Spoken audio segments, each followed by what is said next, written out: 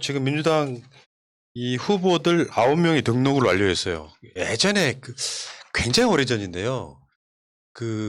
신한국당 대선 구룡 뭐 이런 게 있었죠. 구룡이 나르샤 뭐 이런 게. 어쩜 숫자를 이렇게 딱 9명을 맞춰? 그때는 이회창이라는 그 절대자가 있고 뭐 최병렬 등등 이홍구, 이수성 뭐 잠룡들이 좀 등장했던 것 같습니다. 그 당시. 근데 9명이 딱 맞췄고 지금 곧 있으면 컷오프가 금방 이루어지고 3분은 탈락하고 6명은 본선에 올라가는. 네. 지금 TV 토론을 4번 할 거라 그러고요.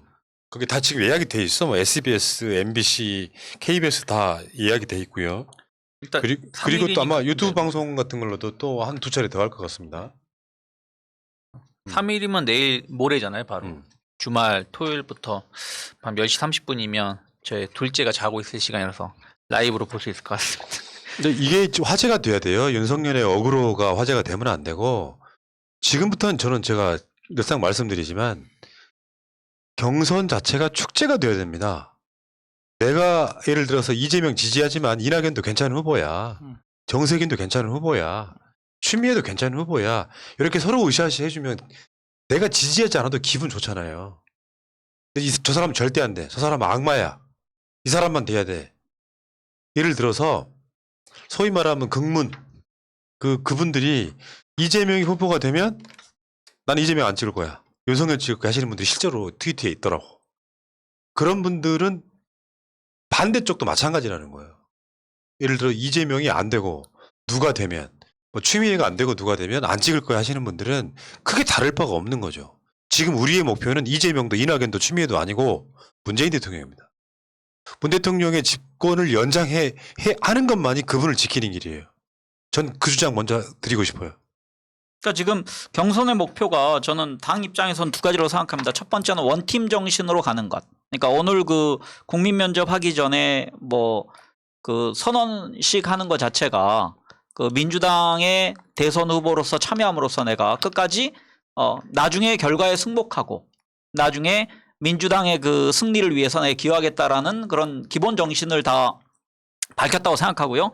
두 번째는 이 당내 경선으로 끝나는 게 아니고 나중에 외연 확장을 어떻게 할 겁니다. 할지의 문제입니다. 그러니까 지금 예를 들어서 당내에 지나친 네거티브전이 만약에 벌어진다면은 경쟁했던 후보자들을 지지한 사람들이 투표장에 안 나가거나 아니면 변심할 가능성이 있거든요. 그래서 그걸 잘 아우를 수 있는, 그리고 나서 민주당이 경선 과정에서 이 정당에게 정권을 다시 맡겨야 되겠다라는 그런 생각을 할 수 있게 해서 지금 중도에서 흔들리는 표심, 소위 스윙 보터스라는 사람들의 표를 가져와야 우리가 어쨌든 51%를 가져와야 이길 수 있는 거거든요. 그래서 거기에 대해서 주자들도 그렇고 당도 여기에 초점 맞춰서 아까 말씀하신 대로 정말 축제 같은 그런 경선 레이스가 된다고 생각합니다. 자, 그래 축제 한번 만들어 볼까요? 댓글창을. 여러분들 다 아실지 모르겠는데 번호 추첨 결과가 있어요. 기호가 지금 경선에서 한 기호가 있습니다. 이 기호를 이름 쓰지 마시고요. 번호만 한번 써보세요. 1번 추미애, 2번 이광재, 3번 이재명, 4번 정세균, 5번 이낙연, 6번 박용진, 7번 양순조, 8번 최문순, 9번 김두관입니다. 제가 선호하는 번호를 한번 댓글창에 써주시고 결과는 말하지 않겠습니다만 한번 써주세요. 그래서 뭔가 이렇게 와 하고 일어나야 되는데 이 모든 번호가 0번 문재인으로 수렴해야 된다. 저는 그렇게 생각합니다.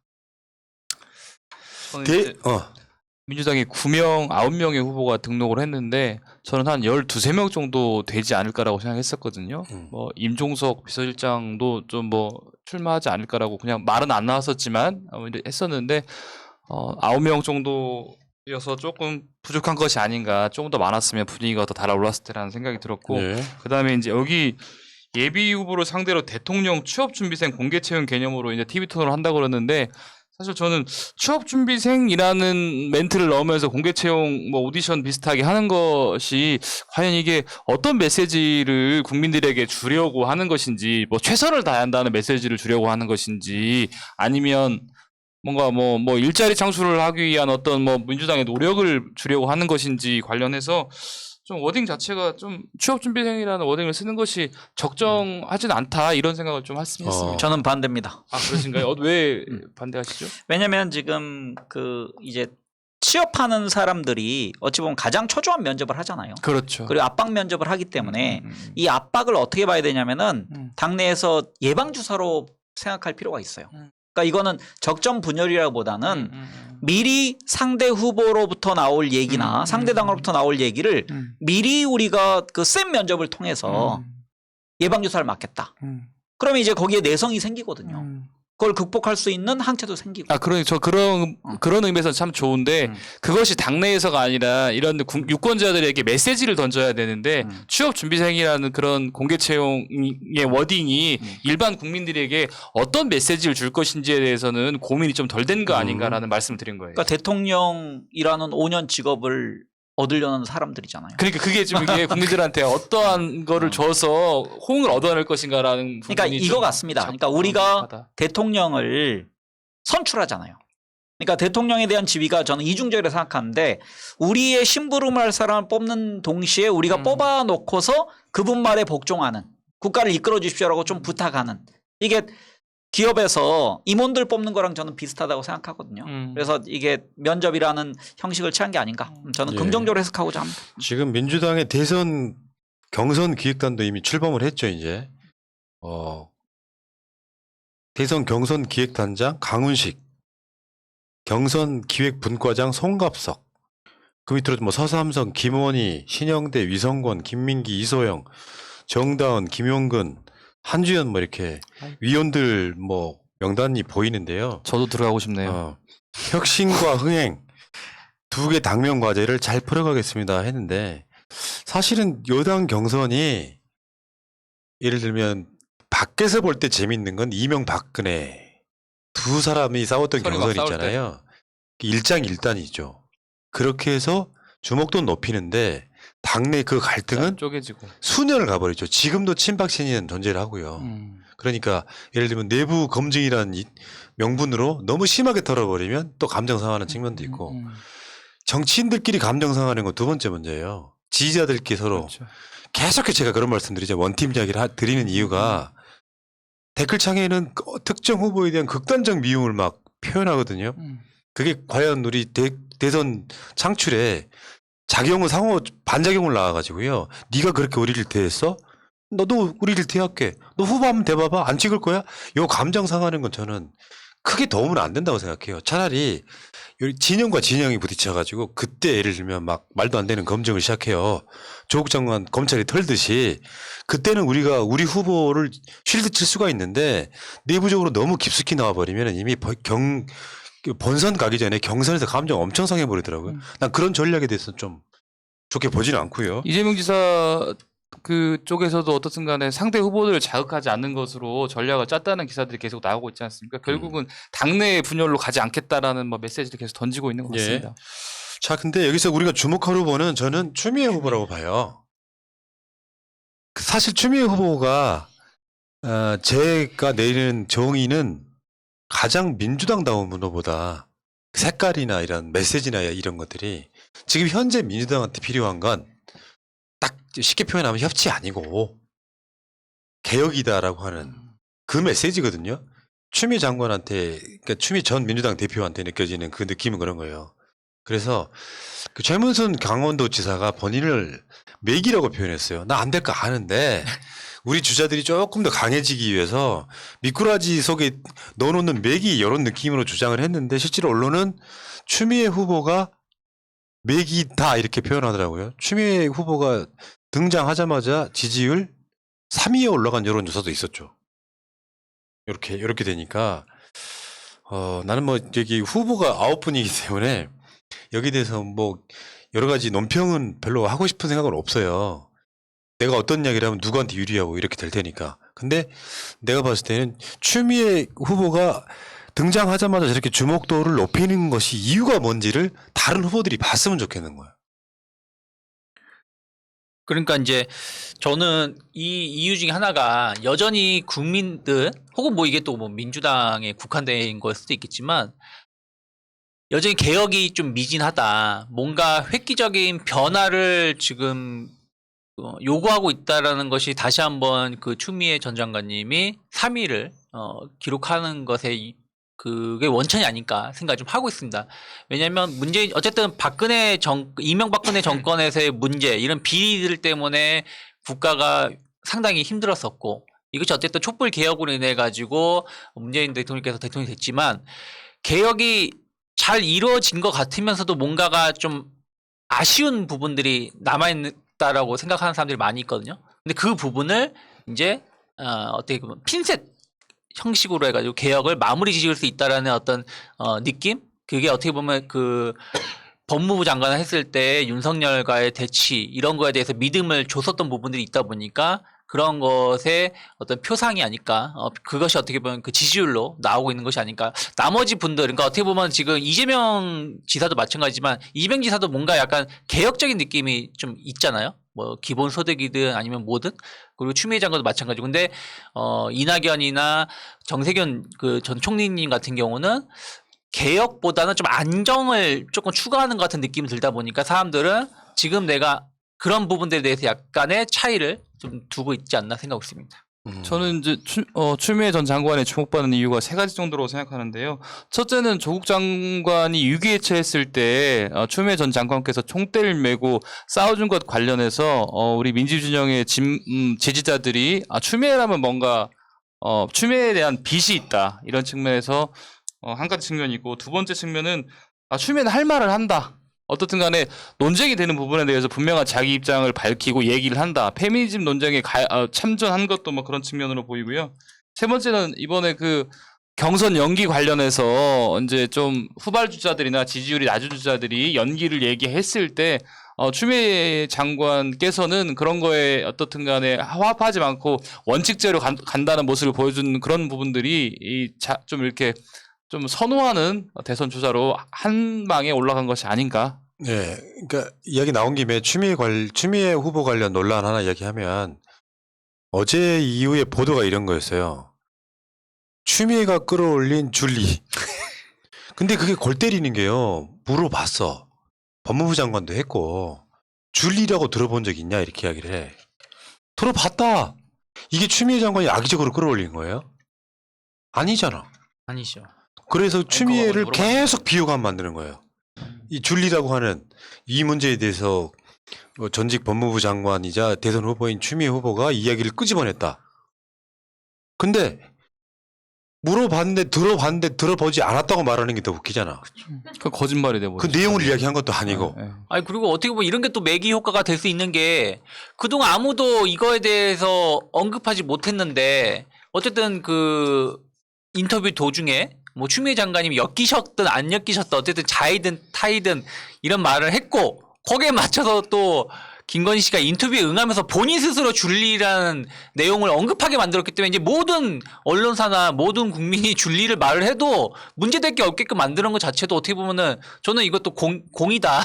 사가 아니다. 전 그렇게 생각하고 예. 있어요. 그리고 추미애 장관이 그 인정받는 이유가 그 전혀 여장부라는 말을 들을 정도로 물러서지 않는 것. 그리고 저는 이 줄리에 관련된 발언도 그 정면 돌파했다고 생각합니다. 그러니까 거기에 대해서 저는 윤석열이 여기에 대해서 배워야 될 게 엑스파일을 봤는데 안 본 것처럼 지금 그 거짓말 하고 있는 것. 이준석도 마찬가지입니다. 봐야죠. 그 정도 지위에 있으면 보고서 이게 그 안에 진위에 대해서 얘기할 수 있어야 되는데 저는 그런 면에서 추미애 전 장관이 이거 봤는데 나 안 봤습니다라고 얘기하는 것 자체는 당당한 추미애답지 않는 거여서 그냥 이건 뭐 정면 돌파해야 될 상황이고요. 그럼으로써 추미애 장관이 그 민주당 경선에 그 만드는 매기 효과가 더 커질 수 있고 이건 긍정적 네. 효과가 있다고 생각합니다. 저는 그 윤석열이나 이준석이 그 엑스파일 봤다고 생각합니다. 봤다고 생각하는데 안 봤다고 말하는 거는 정말로 전략적으로 회피하는 것이고 비겁한 정치를 하고 있다고 생각을 하고 그다음에 추미애 장관이 엑스파일 뭐 이제 아느냐 줄리 들어봤다 이렇게 말하는 것은 아니 지금 대선판이 열렸는데 각자의 서로 대선 주자들이 그리고 당내의 주자도 아니고 상대의 주자들에 대해서 검증을 하고 얘기를 하자는 건 너무나 당연하고 뭐 맞는 것인데 그거를 마치 엑스파일을 끌어올려가지고 추미애 장관이 잘못한 것처럼 이 프레임을 짜가는 것은 기러기들의 습성이죠. 그러니까 최근에 정의당 스탠스가 좀 굉장히 짜증나던데 예를 들면 그 시사타파하고 인터뷰에서 나왔던 페미니즘 논란하고요. 최근에 줄리 이야기를 들어봤다라고 하는 이야기하고요. 요거를 정의당이 비판을 해요. 그 페미니즘 논란에 이런 거거든요. 여성이 특별 대우 받는 건 페미니즘 아니다예요, 핵심이. 그 이야기하고 인터뷰에게 줄리라고 들어봤냐, 들어봤다라고 하는 게 비판의 공격 지점이 됩니까? 공개적으로 밝힌 추 전 장관의 발언은 경악스럽다. 좀 희한한 그 예전에 지금의 국민의힘의 그 발목 잡기를 보는 것 같은 그런 느낌이 있고요. 이 얘기 그냥 뭐 길게 할 이야기는 아니고 내 말은 추미애 장관을 바라보는 여러분 시각은 어떠십니까? 나는 조중동의 프레임에 걸려 있다고 생각해요. 난 추미애 장관이 대선 후보가 될 거라는 확신은 없는 사람이지만 조중동의 프레임에선 조중동이 만들어놓은 프레임이 뭐냐면 윤석열은 추미애 때문에 컸다예요. 정의당이 하고 있는 이야기도 똑같은 이야기거든요. 윤석열이 큰 건 추미애 때문에 컸다인데 잘 모르는 이야기고 핵심을 모르는 이야기예요. 예를 들어서 조국 장관이 그렇게 물러난 이후에 또 박상기 캐릭터의 법무부 장관이 들어가서 조용히 뒀다고 쳐봐요. 검찰 개혁 가능했겠습니까? 되게 단순한 얘기지만 법무부 장관이 검찰총장을 수사 지휘도 하고 징계도 하고 그러면서 정확히 보여준 거예요. 니들은 문민 통제의 대상이다라고. 그걸 할 수 있는 사람은 대한민국 사회에 추미애밖에 없었다고 생각합니다. 그걸 갖고 저쪽이 격렬하게 반발하는 게 문제죠.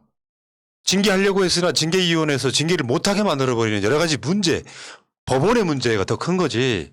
이걸 갖고 조중동 프레임에 걸려가지고 추미애가 윤석열을 키웠다. 추미애가 우리 쪽 후보가 되면 안 된다고 말씀하시는 분들은 그냥 조중동의 시각으로 그 대상을 보는 거고 그 시각 말고요. 여성 남성을 떠나갖고 추미애라고 하는 사람이 다른 후보들에 비해서 어떤 강점을 가지고 있느냐. 그런 캐릭터는 이재명, 추미애가 거의 유일해요. 뭔가 맡기면 해낼 것 같잖아요. 세게 부딪혀갖고. 우리 답답해하니까 그런 지지율이 올라오는 거예요. 근데 내가 봤을 땐 그렇습니다. 아니 저도 그 부분에 동의하는 게 추미애가 윤석열을 키운 게 아니라 검찰 개혁을 윤석열이 반대했던 것이고 그 윤석열이 했던 행동들을 검찰 개혁에 반대했던 모습으로 보고 쳐다보면 지지율이 올라야 되지 않은데 그렇게 약간 조중동의 프레임으로 엮어서 봐버리니까 윤석열의 지지율이 오르는 것이 아닌가 싶네요. 그러니까 말씀하신 것처럼 검찰 개혁이 지금 다 끝난 건 아니지만 이 정도까지 올라올 수 있었던 거는 추미애 장관님의 역할이 크다 생각하고 있어요. 왜냐하면 어쨌든 당대표도 했었고 뭐 여러 가지 국회의원도 한 5의원이시고 그동안 안 해보신 게 없는 상황에서 지금 법무장관을 하신 거기 때문에 어떻게 보면은 본인이 다 아시는 내용 아니겠습니까? 또 판사 출신이기도 하고 그래서 이런 것들에 대해서 핵심을 탁탁 치면서 개혁을 할 수 있는 원동력이 되었다 생각하고 있고 저는 이 부분은 정말로 뭐 어떻게 생각할지 모르겠지만 조국 장관님도 이 정도까지는 못했을 것 같다 생각을 좀 하고 있습니다. 왜 그러냐면 어쨌든 그 품성이라는 게 조국 장관님은 약간 문재인 대통령처럼 좀 지켜보자라는 느낌이라면 추미애 장관님은 지켜는 보되 딱 가이드라인을 주고 여기서 선을 넘어가면 바로 제지라는 스타일이시기 때문에 그런 부분 스타일 자체가 결국에는 그 검찰 개혁을 할 수 있는 가장 핵심적인 역할을 할 수가 있었고 윤석열은 그 안에서 진짜 몸부림치다가 결국에는 깨갱하고 도망쳐 나와가지고 지금 대선 후보가 되겠다고 난리 피는 것이 아닌가 생각하고 있습니다. 추미애 장관이 우리가 장관 재직 시절에 그러니까 윤석열이 지금 출마하면서 변명이 이거잖아요. 변명이나 그 명분이 나를 출마하게 만든 건 문재인 정부다라고 얘기하는데 요즘 이제 분석되는 건 원래 윤석열은 대통령이 되고자 하는 프로젝트가 있었다. 근데 그걸 추미애 장관이 어찌 보면은 간파하고 있었다고 할 수 있는 거죠. 정치인 출신으로서 저 사람은 인사권자의 명령에도 순응하지 않고 자기 멋대로 행동하는 그래서 결국은 저걸 이용해서 나중에 대권 도전을 할 위험성이 크다. 그러니까 지금 생각하니 추미애 장관은 직관력이 아주 있었던 거죠. 그래서 윤석열은 결론적으로 얘기하면 위장 취업을 했습니다. 마치 안철수가 옛날에 민주진보 세력인 것처럼 위장 취업했던 것처럼. 거기에 대해서 놀라운 직관력으로 윤석열의 본질을 파악하고 있는 몇 안 되는 사람이었다고 볼 수 그러니까 있습니다. 이제 보통 이 정치 소비층이 평론가화 되면 발생하는 현상이에요. 예를 들어서 추미애가 대선 후보가 되면 민주당 망한다 이런 식으로 이야기하는 건 내가 평론가인 거고, 진영의 지지자 입장에서는 추미애의 장점만 봐야 돼요.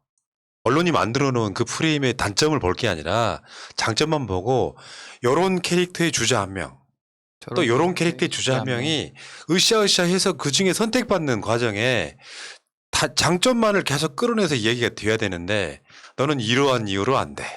너는 저러한 이유로 안 돼. 근데 되게 보면 그 시각이 기성 언론과 조중동의 시각으로 봅니다. 일반 주자들을 볼 때. 그러면 그게 시너지가 나겠어요? 예를 들면 어떻게 그게 돼야 되냐면, 추미애 장점이 굉장히 부각돼가지고 뭐 민주당 경선에서 2등 정도 나버리잖아요. 그럼 당연히 1등 났던 주자한테는 추미애 장점을 보완하게 만들어요. 아, 이걸로 인기를 끄네? 그럼 내가 그걸 가져온단 말이죠. 그게 상호보완적인 축제가 돼야 되는 건데, 계속해서 네거티브로 눌러요. 너는 수박이어서 안 되고, 너는 뭐여서 안 되고, 뭐여서 안 되고 하면 누구를 내세울 겁니까? 장점이 부각시켜주고 그걸로 박수를 보내야 아까 말한 추미애 매기론이 그런 거거든요. 추미애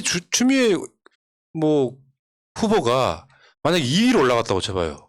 이쪽 진영에서. 그것만 해도 재밌죠. 그러면 다른 사람들이 봤을 때는 뭐가 지지를 받는지에 대한 이 집중도가 생기면서 그 주자가 1위 주자나 다른 주자들이 다 그걸 따라하게 된단 말이에요. 그게 서로가 좋은 영향을 끼치는 효과, 이렇게 보시면 될 것 같습니다. 자, 어쨌건 추미애 후보가 지금 매기가 돼가지고 후보들이 지금 다음 주제 어떤 그 여론조사 보면은 상당 부분 또 영향을 끼치지 않을까 이런 생각이 듭니다. 여기까지 하겠습니다.